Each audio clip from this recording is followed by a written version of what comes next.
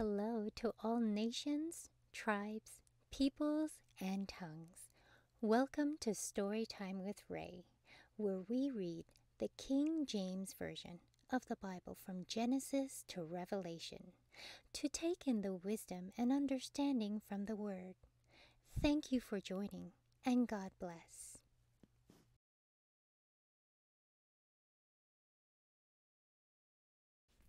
2 Samuel chapter 4.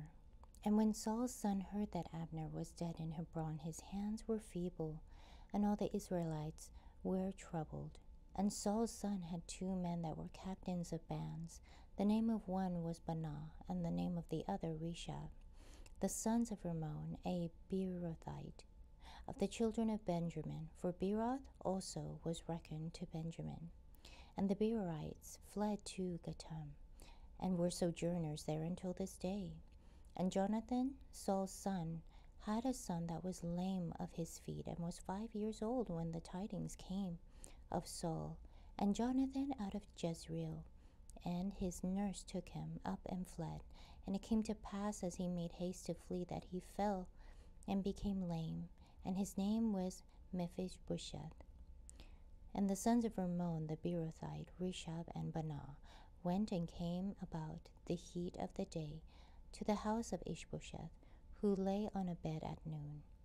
And they came thither into the midst of the house, as though they would have fetched wheat. And they smote him under the 5th rib. And Rechab and Baanah his brother escaped. For when they came into the house, he lay on his bed, in his bedchamber, and they smote him, and slew him, and beheaded him, and took his head, and got them away through the plain all night. And they brought the head of Ishbosheth unto David to Hebron, and said to the king, Behold, the head of Ishbosheth, the son of Saul, thine enemy, which sought thy life, and the Lord hath avenged my lord the king this day of Saul and of his seed.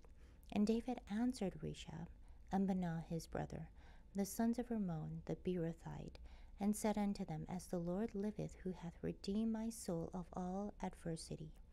When one told me, saying, Behold, Saul is dead, thinking to have brought good tidings, I took hold of him and slew him in Ziklag, who thought that I would have given him a reward for his tidings.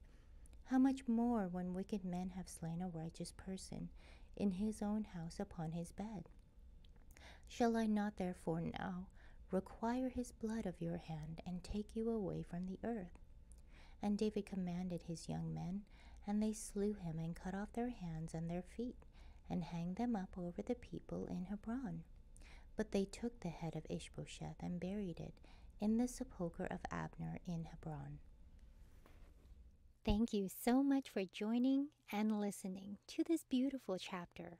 I highly recommend it as a personal read. Please join me on the next chapter as we dive in deeper into the Word.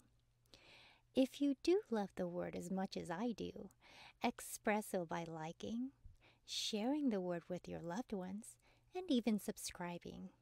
And may the Lord bless you each and every day.